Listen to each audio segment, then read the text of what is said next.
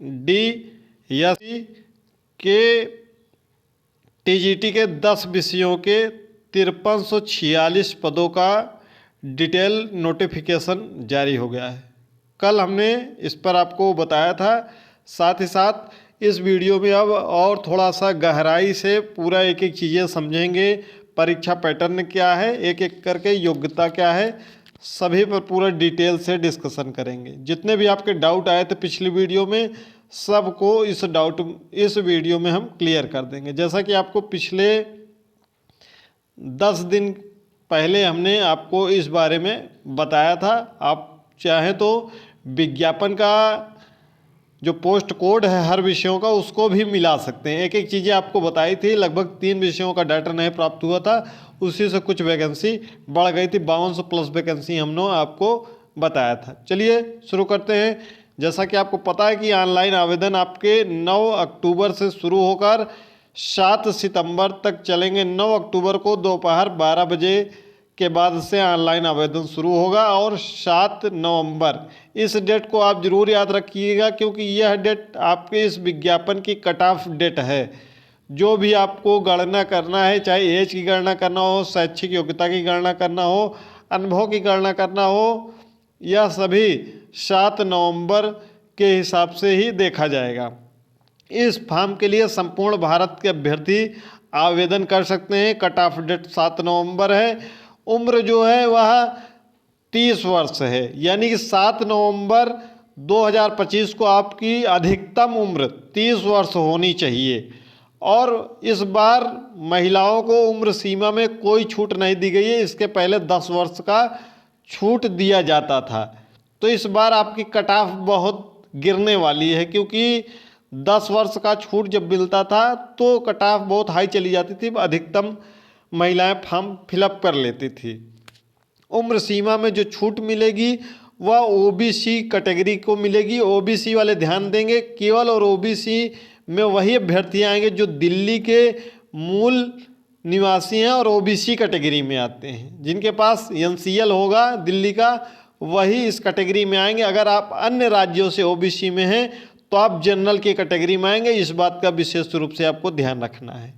अगर आप EWS, SC और एसटी कैटेगरी से हैं किसी भी राज्य से, तो आप इस फॉर्म को अप्लाई कर सकते हैं। अपने राज्य का सर्टिफिकेट लगा सकते हैं, उसमें सर्टिफिकेट भी मांगा जाएगा। तो कट ऑफ डेट जो रहेगी वह 7 नवंबर के पहले पहले, अगर आप ईडब्ल्यूएस के किसी भी राज्य से हैं तो 1 अप्रैल से लेकर 7 नवंबर के बीच आपका ईडब्ल्यूएस सर्टिफिकेट होना चाहिए। अगर आप दिल्ली के ओबीसी हैं, ध्यान रखेंगे केवल दिल्ली के ओबीसी में आएंगे। बाकी अन्य राज्यों के जो ओबीसी हैं वह जनरल कैटेगरी में जाएंगे, चाहे आप यूपी से हो, एमपी से हो या किसी भी राज्य से हो। तो जो दिल्ली के ओबीसी हैं उनका कट ऑफ डेट रहेगा 1 अप्रैल से 7 नवंबर के बीच में, 1 अप्रैल 2025 से। एससी एसटी में कोई बाध्यता नहीं है। आपका कितना भी पुराना सर्टिफिकेट हो जाति प्रमाण पत्र का, लेकिन 7 नवंबर के पहले पहले का होना चाहिए। अगर आप 7 नवंबर के बाद फॉर्म भरवाएंगे, यानी कि 8 नवंबर का बना रहेगा, तो वह रिजेक्ट हो जाएगा। वैसे भी यह फॉर्म भरते समय आपको यह जाति प्रमाण पत्र देना है, ठीक है। पीएच कैटेगरी हैं तो 10 वर्ष का छूट मिलेगा, प्लस आप अगर ओबीसी कैटेगरी से हैं तो 3 साल और 10 वर्ष में जोड़ दीजिएगा, क्योंकि 3 वर्ष की छूट मिलेगी ओबीसी को। और एससी एसटी को 5 वर्ष की छूट मिलेगी अगर आप किसी भी राज्य से एससी एसटी में आते हैं। आपको सर्टिफिकेट भी यहाँ पर भरना होगा। जो विषय हैं वह कौन कौन से विषय हैं? विषय आपका गणित, अंग्रेजी, सामाजिक विज्ञान, हिंदी, विज्ञान, संस्कृत, उर्दू, पंजाबी, कला, स्पेशल एजुकेशन टीचर। कला यानी कि ड्राइंग टीचर, विज्ञान में नेचुरल साइंस के नाम से यह पोस्ट है। मेल फीमेल के लिए अलग अलग पोस्ट है। मेल के लिए मेल अप्लाई करेंगे, फीमेल पोस्ट के लिए फीमेल अप्लाई करेंगे। कला और एजुकेशन में कोई वो नहीं है, इसमें दोनों अभ्यर्थी आवेदन कर सकते हैं, मेल फीमेल दोनों। बाकी सभी विषयों में आपका मेल में अलग दिया हुआ है, फीमेल की वैकेंसी अलग दी गई हो। मेल मेल में फिल कर सकते हैं, फीमेल फीमेल में फिल कर सकती हैं। ऐसा नहीं है कि फीमेल मेल में चली जाएंगी या मेल फीमेल में, ऐसा नहीं है। योग्यता क्या है, योग्यता पर हम थोड़ा सा डिस्कशन कर लेते हैं। अगर आपके पास स्नातक में 50% है तो आप फॉर्म फिलअप कर सकते हैं। ठीक है, अगर आपका स्नातक में 50% नहीं है, 49.5 है या कुछ भी है, 50 से थोड़ा सा भी कम है, अगर आपका उसी सब्जेक्ट से, जिस सब्जेक्ट में आप देना चाहते हैं आप टीजीटी, उस विषय में 50% अंक है परास्नातक में, तो आप फॉर्म फिलअप कर सकते हैं अगर आपका स्नातक में नहीं है तो। उदाहरण के तौर पर अगर आप हिंदी से टीजीटी देना चाहते हैं तो आपका ग्रेजुएशन में अगर 50% अंक नहीं है, तो आपने अगर पीजीटी यानी पीजी किया हुआ है, परास्नातक किया हुआ 50% अंकों के साथ, तो आप फॉर्म फिलअप कर सकते हैं 50% या 50% से अधिक। अगर आप अंग्रेजी से वही कंडीशन, गणित से, सामाजिक विषय में वही कंडीशन, सामाजिक विषय में जितने विषय हैं उन विषयों में से किसी भी विषय से आपने पीजी किया, चाहे इतिहास से, भूगोल से, इकोनॉमिक्स से, तो आप पीजी किए हैं तो फॉर्म फिलअप कर सकते हैं अगर आपका ग्रेजुएशन में 50% अंक नहीं है तो। प्लस आपका बीएड कंप्लीट होना चाहिए, प्लस आपका सीटेट द्वितीय पेपर क्वालिफाई होना चाहिए। ध्यान यह रखना है, अगर आप अन्य राज्य से हैं और ओबीसी कैटेगरी में आते हैं तो आपको यहाँ पर 90 अंक या 90 से अधिक अंक प्राप्त करना होगा। जनरल कैटेगरी के लिए, ईडब्ल्यूएस के लिए तो 90 पहले से ही है। अन्य राज्य से ओबीसी से हैं तो आपको 90 अंक कम से कम प्राप्त करना चाहिए। अगर आपका 86 अंक है, 88 अंक है, 89 अंक है तो आप फॉर्म फिलअप नहीं कर सकते हैं अगर अन्य राज्यों से ओबीसी कैटेगरी से हैं तो। इस बात का विशेष रूप से ध्यान रखेंगे। एससी एसटी आप किसी भी राज्य से हैं, 82 अंक आपका है या पीएच कैटेगरी से हैं तो आप फॉर्म फिलअप कर सकते हैं। महिलाएं अपने कैटेगरी के हिसाब से फॉर्म फिलअप कर सकती हैं, ऐसा नहीं कि महिला 82 अंक तो फॉर्म फिलअप कर सकती हैं। अगर वह जनरल कैटेगरी से हैं तो 90 अंक, ओबीसी कैटेगरी से हैं, बाहरी राज्य से हैं तो वह जनरल कैटेगरी में जाएंगे तो 90 अंक उनको प्राप्त करना अनिवार्य होगा। इस बात का विशेष रूप से ध्यान रखेंगे क्योंकि यह प्रश्न बहुत पूछे जा रहे थे। यह आपका टेलीग्राम चैनल है, इससे नहीं जुड़े हैं तो लिंक डिस्क्रिप्शन बॉक्स में है, जुड़ जाइएगा। परीक्षा पैटर्न में क्या होगा, चलिए हम थोड़ा सा योग्यता के बारे में अच्छा आपको नहीं बताए हैं। योग्यता क्या होनी चाहिए, आपका कोई भी विषय हो या 2 वर्ष पढ़ा होना चाहिए। यहाँ तक ये जितने भी विषय 8 विषय, ये 2 वर्ष केवल ग्रेजुएशन में अगर आपने पढ़े हैं तो आप फॉर्म फिलअप कर सकते हैं। उस विषय में 50% की कोई बाध्यता नहीं है। स्नातक में आपका 50% होना चाहिए। जैसे आपने गणित के लिए आपको फॉर्म फिलअप करना है, आपका गणित 2 वर्ष होना चाहिए ग्रेजुएशन में, बीएससी में।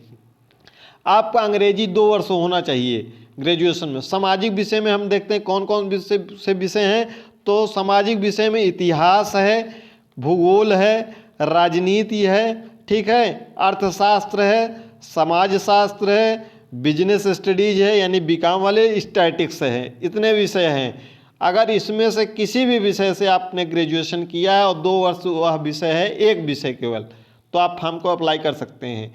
हिंदी के लिए, हिंदी आपका 2 वर्ष कम से कम होना चाहिए। 3 वर्ष है तो अच्छी बात है, लेकिन मिनिमम 2 वर्ष होना चाहिए। नेचुरल साइंस के लिए कुल 15 विषय हैं, जिसमें से मुख्य विषय आपके हैं भौतिक विज्ञान, रसायन विज्ञान, जीव विज्ञान, जंतु विज्ञान, रसायन विज्ञान, ठीक है, इसके अलावा वनस्पति विज्ञान। इसके अलावा भी और कई विषय हैं तो आप विज्ञापन में देख सकते हैं। 15 विषय हैं। यह क्लियर हो गया। संस्कृत विषय के लिए संस्कृत आपको 2 वर्ष चाहिए। उर्दू विषय के लिए 2 वर्ष कम से कम उर्दू रहना चाहिए। पंजाबी के लिए 2 वर्ष आपका ग्रेजुएशन में उर्दू रहना चाहिए। कला के लिए आपको विशेष रूप से बता दें कि ड्राइंग टीचर के लिए 5 वर्षीय डिप्लोमा ड्राइंग में होना चाहिए या फिर परास्नातक होना चाहिए ड्राइंग या पेंटिंग में, या फिर अगर आपने स्नातक ड्राइंग या पेंटिंग से किया है या फाइन आर्ट से किया है तो उसके साथ 2 वर्ष का आपको डिप्लोमा चाहिए। इसमें बीएड और सीटेट की कोई आवश्यकता नहीं। कला में स्पेशल एजुकेशन टीचर में चलें तो स्पेशल एजुकेशन टीचर में आपका बीएड स्पेशल होना चाहिए, बीएड स्पेशल होना चाहिए प्लस सीटेट पार्ट सेकेंड यानी कि द्वितीय पेपर आपका सीटेट क्वालिफाई होना चाहिए। कला के अलावा सभी में सीटेट पास होना अनिवार्य है और कोई भी अपीयरिंग नहीं चलेगा। इस बात का ध्यान रखेंगे। और एक प्रश्न और आ रहे थे, क्या हम अगर 2 विषय, 3 विषय, 4 विषय से एलिजिबल हैं तो आप फॉर्म फिलअप कर सकते हैं? तो हाँ, बिल्कुल, आप जितने भी विषय से एलिजिबल हैं, 3 विषय से एलिजिबल हैं तो 3 विषय से भी फॉर्म फिलअप कर सकते हैं। इसका परीक्षा अलग अलग तिथियों पे होता है तो आप आराम से फॉर्म फिलअप कर सकते हैं। जैसे उदाहरण के तौर पर हम लेते हैं किसी ने ग्रेजुएशन में हिंदी पढ़ा है, अंग्रेजी पढ़ा है और इतिहास पढ़ा है, ठीक है, हिंदी अंग्रेजी इतिहास पढ़ा है, तो आप हिंदी के लिए भी एलिजिबल हैं, आप अंग्रेजी के लिए भी एलिजिबल हैं, आप सामाजिक विज्ञान के लिए भी एलिजिबल हैं।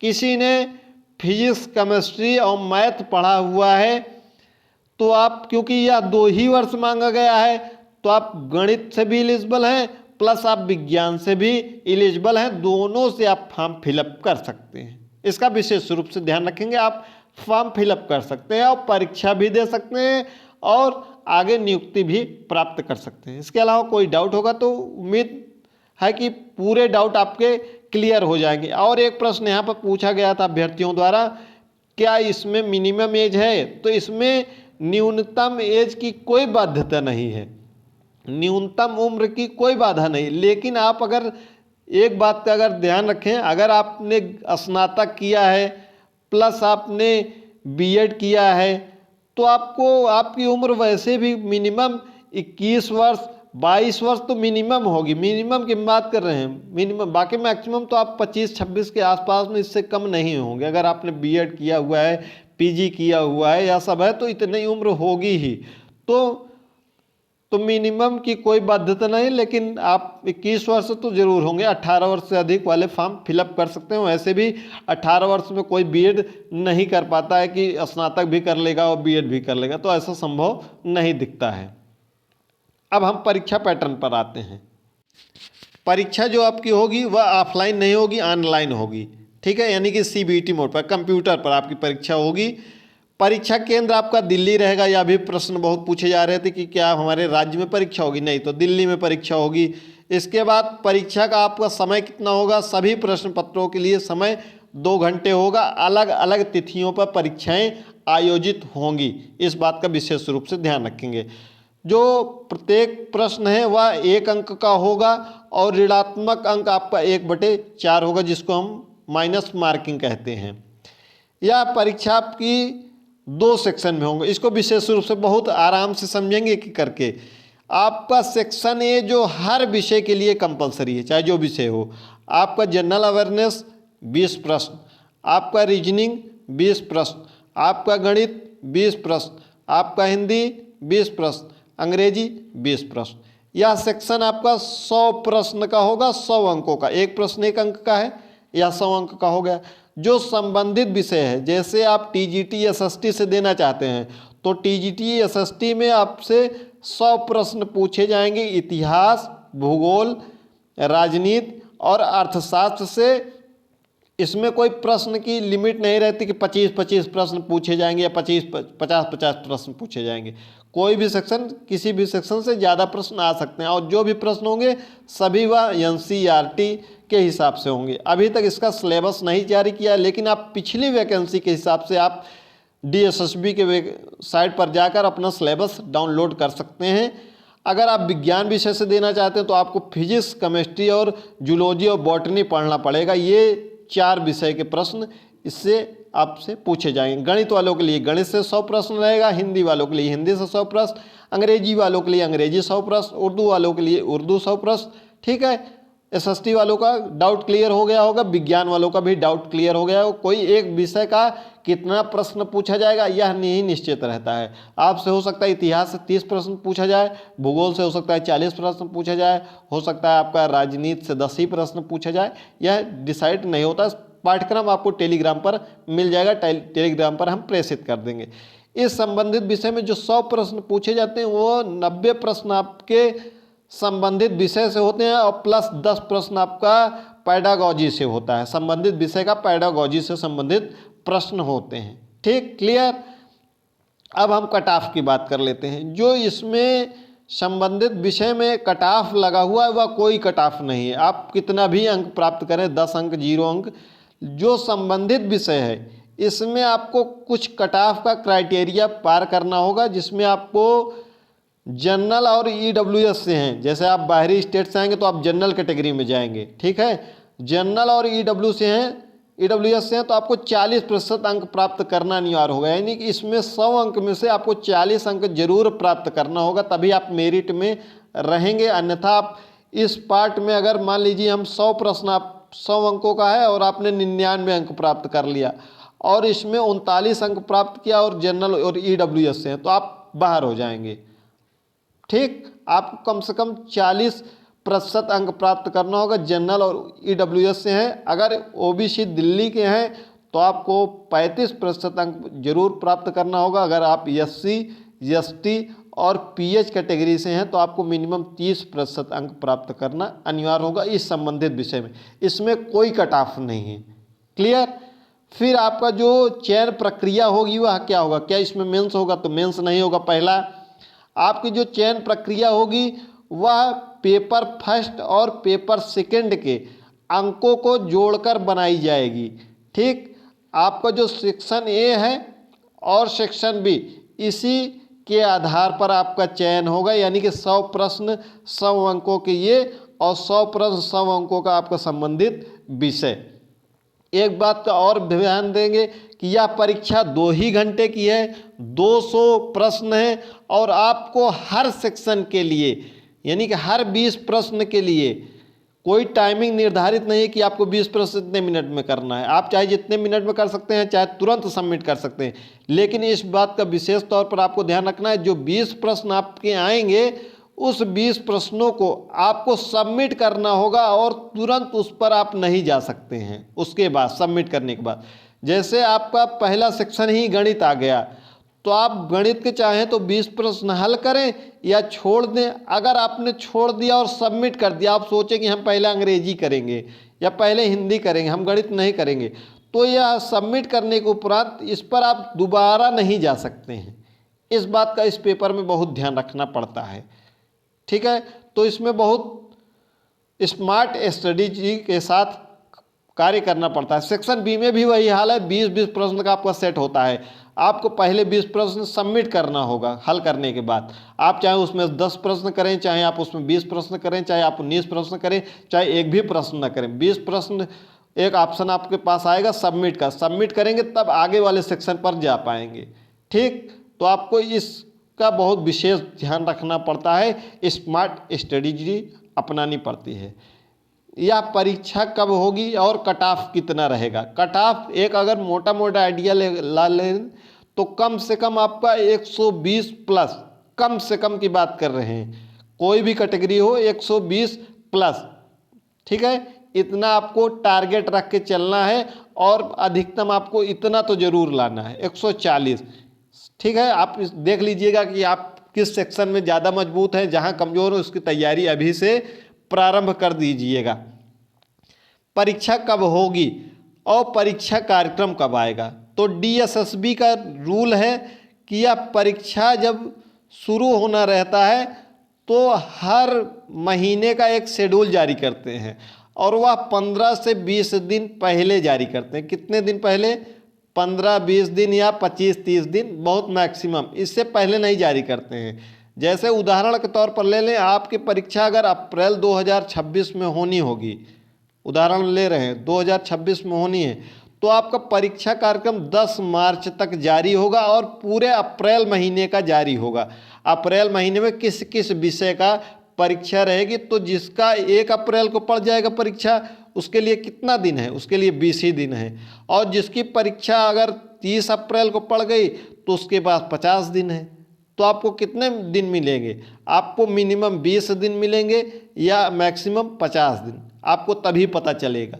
तो इसलिए अपनी तैयारी को बेहतर ढंग से करिएगा। आपके पास पूरा अक्टूबर, पूरा नवंबर, पूरा दिसंबर, पूरी जनवरी, पूरा फरवरी और पूरा मार्च, ये 6 महीने आपको कुल तैयारी के लिए मिल रहे हैं मिनिमम। अब अधिकतम कितने मिलेंगे, ये परीक्षा जब शेड्यूल होगी आपको टेलीग्राम पर 10 से 15 दिन पहले ही बता दिया जाएगा कि ये परीक्षा होने वाली है। ठीक है, तो ये परीक्षा आप देखते होंगे जो अभी वर्तमान में परीक्षाएं हो रही है पिछले वर्षों की, आपको बता दिया जाता है। तो ये परीक्षा आपकी कम से कम मिनिमम की बात कर रहे हैं अप्रैल में होगी या अप्रैल से आगे भी जा सकती है। अब कितनी आगे जाएगी वह समय बताएगा, तो अभी से हम आपको बता नहीं सकते किस महीने में होगी। आप इसी को टारगेट करके पढ़िए, अगर और अधिक आगे जाती है तो आपको और समय मिल जाएगा।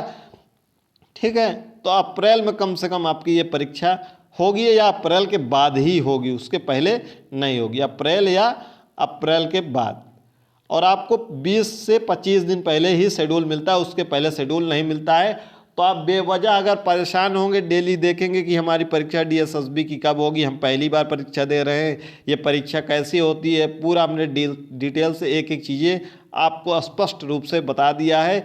स्मार्ट स्ट्रेटेजी जब तक नहीं अपनाएंगे तो आप इसमें सफल नहीं हो पाएंगे, क्योंकि यहाँ समय के साथ साथ आपको यह भी देखना है कि सेक्शन वाइज आपको कितना समय देना है, मैथ कितना समय में लगाने देना है, रीजनिंग कितना समय लगा देना है, संबंधित विषय कितना देर। और यह सभी जो पाठ्यक्रम है, पिछला जो प्रीवियस ईयर पाठ्यक्रम है उसको आप डाउनलोड कर लीजिएगा। जो नया पाठ्यक्रम आएगा वो लगभग दिसंबर महीने तक पाठ्यक्रम अपलोड होगा, उसमें कोई परिवर्तन नहीं होगा, विशेष कि आपका सिलेबस बहुत बदल जाएगा, और बदलेगा तो 1-2 पॉइंट इधर उधर हो जाएगा। तो आप पिछले पाठ्यक्रम के हिसाब से अपनी तैयारी को अभी से प्रारंभ कर दीजिए, और सिलेक्शन के लिए कम से कम आप 140-150 का टारगेट लेकर चलिए, ताकि आप आराम से इसमें सेलेक्ट हो जाएं। और आपका जो यह फाइनल होते होते 2027 लग जाएगा, और तब तक 8वां वेतन आयोग लग जाएगा, और 8वां वेतन आयोग लगते ही आपकी जो सैलरी होगी इसमें जब आप ज्वाइन करेंगे तो आपकी सैलरी 1 लाख प्लस होगी, 1 लाख प्लस होगी आपकी सैलरी। मिलते हैं अगली वीडियो में। कोई डाउट होगा तो कमेंट बॉक्स में कमेंट करिएगा।